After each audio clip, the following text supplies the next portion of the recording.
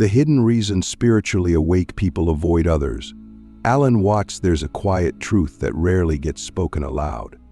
Yet it echoes through the lives of countless people who've touched something deeper than the average rhythm of day-to-day existence. People who have undergone what we call a spiritual awakening, those who have pierced the veil of ordinary perception and glimpsed something eternal, something beyond ego, beyond time, beyond the self, often find themselves withdrawing.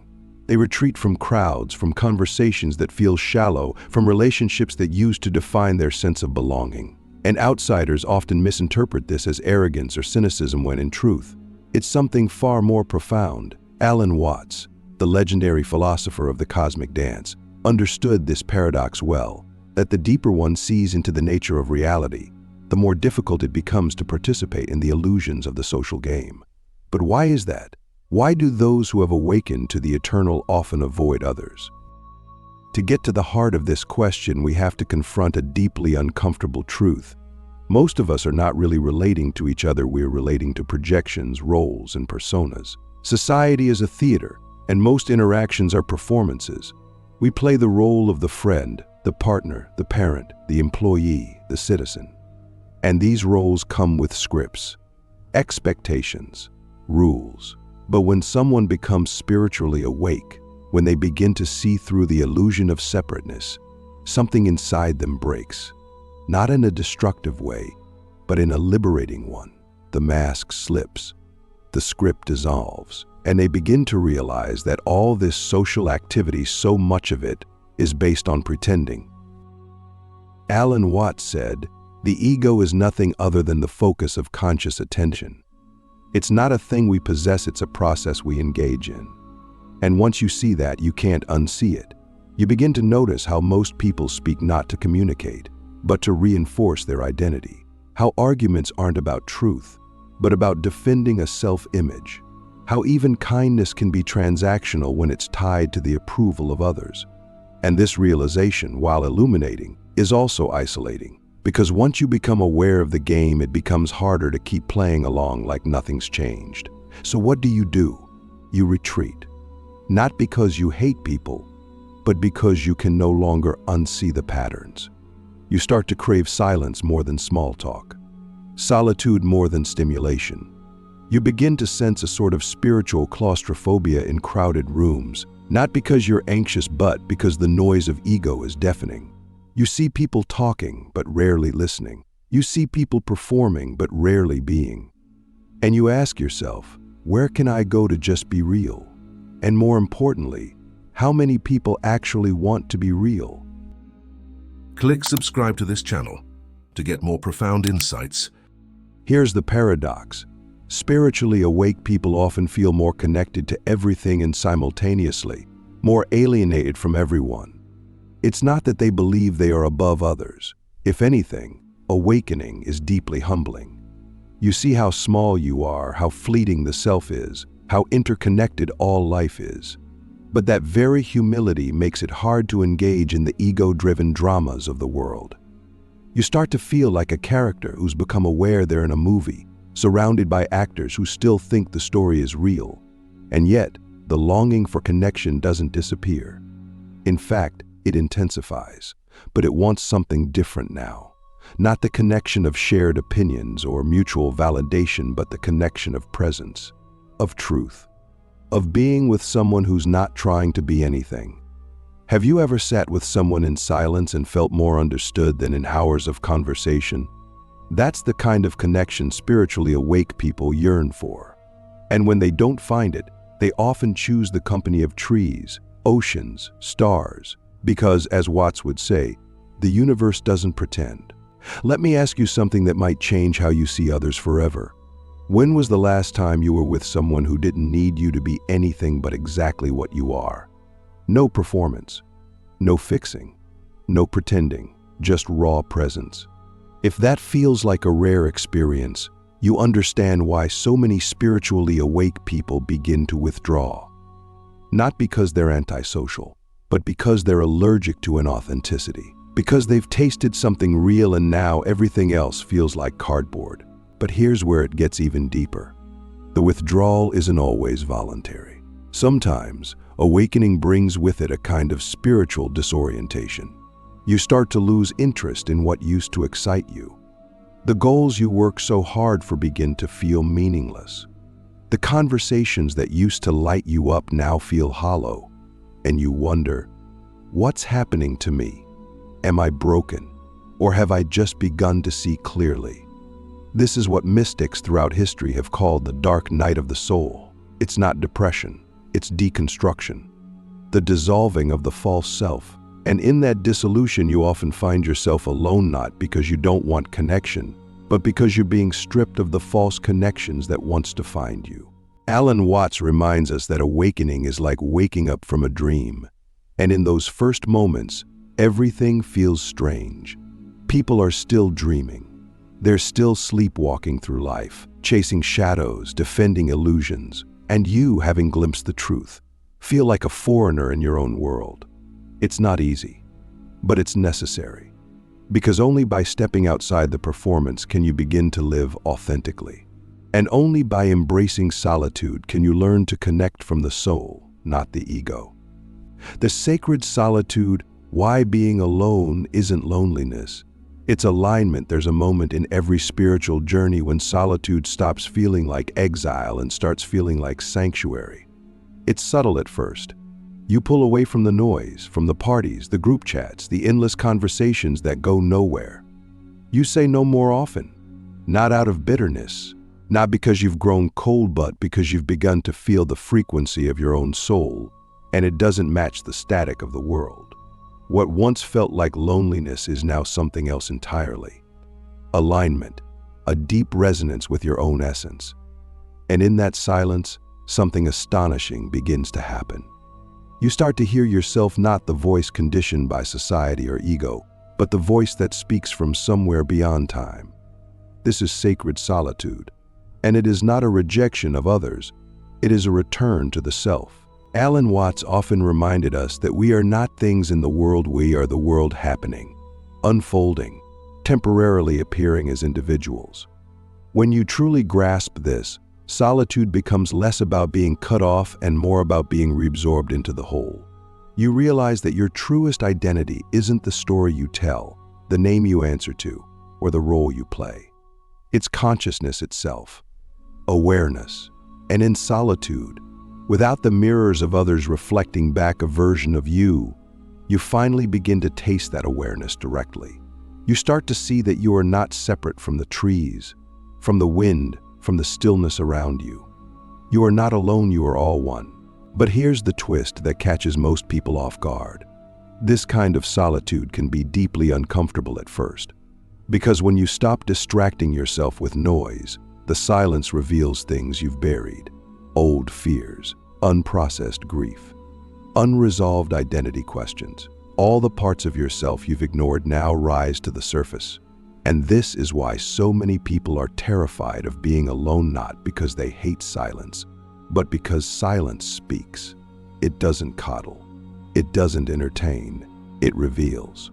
And what it reveals is often the very thing you've been running from, yourself. So ask yourself, when you're alone, do you feel peace or do you feel panic? That question alone can tell you how aligned you are with your inner world. If solitude feels like suffering, it may be because you're still carrying layers of self you haven't faced. But if solitude begins to feel like coming home, like slipping into the quiet center of a storm, then you're on the path to something profound. You're not escaping life, you're returning to it. And this is where we must radically reframe our understanding of spiritual awakening. It's not about floating above the world, detached and unreachable. It's about seeing the world so clearly that you no longer mistake the noise for meaning. When you awaken, you don't reject others, you just stop needing them to validate your existence. You stop clinging to relationships that are based on performance. You stop seeking stimulation as a substitute for connection. And in that stillness, you begin to feel what you were always meant to feel, the undisturbed echo of your own being. Now let's be honest. This path can feel lonely, deeply so, especially in a world that equates worth with visibility and connection with constant interaction. You might look around and wonder why you feel more at home in a forest than at a dinner party, why silence nourishes you more than applause, why the stars feel more intimate than conversation. But you're not broken. You're not antisocial. You are simply tuned in to a different frequency, one that waits patiently in the spaces between words, in the breath between thoughts. Alan Watts often said, "You are an aperture through which the universe is looking at and exploring itself." Think about that.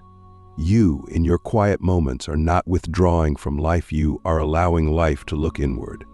And maybe that's why spiritually awake people avoid others, not out of judgment, but because solitude becomes a sacred space where the universe contemplates itself without the distortion of ego. So the question is no longer, why am I alone? But rather, what am I finally able to hear now that I'm not being distracted? And when you sit with that question long enough, you begin to realize that solitude is not emptiness. It's fullness without noise. It's truth without explanation. It's love that doesn't need a witness to be real. Beyond the ego, how awakening shifts our relationships forever. Something irreversible happens when you awaken, not just within your mind, but within the very fabric of your relationships. It's as if the lens through which you once saw others begins to dissolve, and with it, the assumptions, needs, and illusions that used to bind you to people in ways you never questioned. You start to see clearly, sometimes painfully, that much of what we call relationship is really a dance of egos, two identities colliding, negotiating, performing, projecting. And when one of those egos falls away, or at least loosens its grip, everything changes. The script no longer works. The familiar dynamics unravel. And what's left at first can feel like a kind of emotional nakedness. But in that rawness, there's also the potential for something deeper. Authentic connection, the kind that isn't built on need, but on presence.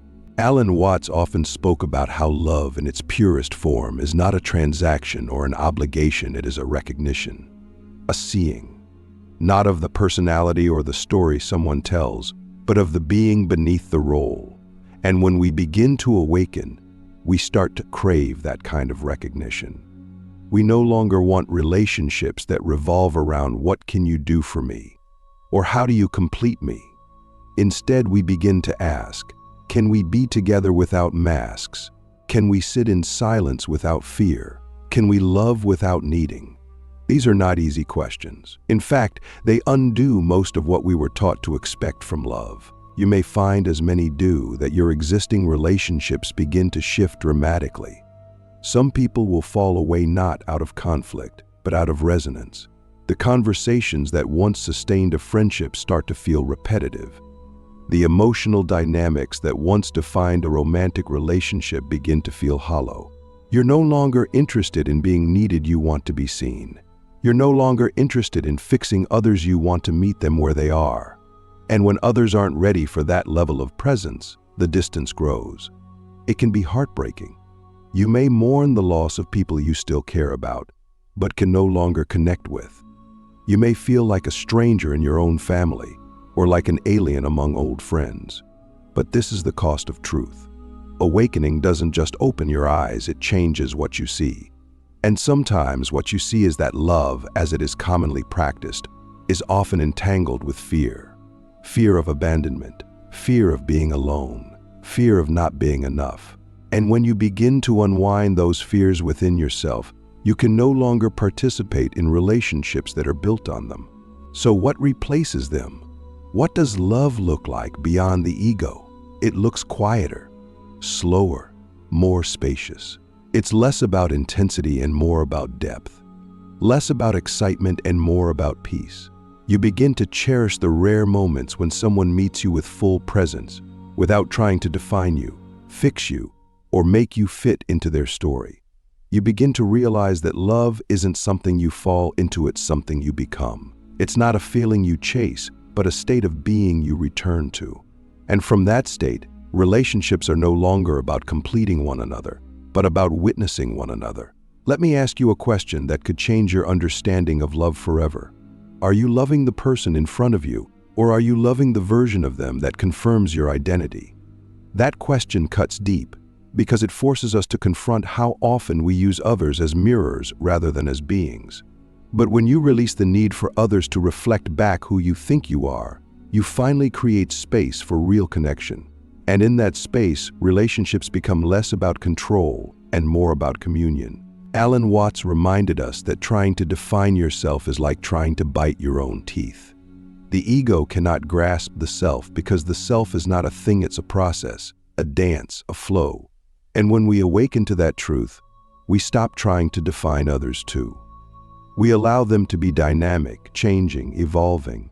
We stop clinging to who they were and allow them to become who they are. And in that freedom, love becomes not a possession, but a presence. So yes, awakening changes how we relate. It strips away the drama, the performance, the codependency. It can leave us feeling isolated at first, but eventually, it clears the space for something far more beautiful, a love that doesn't need to be held onto, because it's never separate from who we are. The final veil, why true awakening feels like death before rebirth. There is a moment on the path of awakening that no one truly prepares you for, the moment when everything that once gave your life structure and meaning begins to dissolve. Your identity, your ambitions, your relationships, your beliefs, even your sense of time all begin to unravel. You feel, not metaphorically, but viscerally, like something inside you is dying. And the truth is, it is. The ego is collapsing. The self you spent years constructing, polishing, and protecting is crumbling under the weight of a deeper truth. This is the final veil, the point where awakening stops being philosophical and becomes utterly personal. And it feels like death, because in many ways it is. Alan Watts once described spiritual awakening as waking up from the dream of separateness. But what he didn't sugarcoat is that waking up isn't always blissful at first. It's disorienting, terrifying. It feels like free-falling through reality without a parachute, because the false ground, the one your ego built, is gone. And now you're being asked to walk without walls, without armor, without certainty. You're being asked to trust something that has no shape, no rules, and no guarantees, your own awareness. This death of the ego is not a one-time event. It's a process, a peeling back of layers you didn't even know you were wearing. And every time a layer falls away, there's grief, there's fear, there's resistance. Because even though the old self was an illusion, it was familiar, it was safe. It gave you a role to play in the world. And now, in the space where that role once lived, there is only silence, emptiness, potential.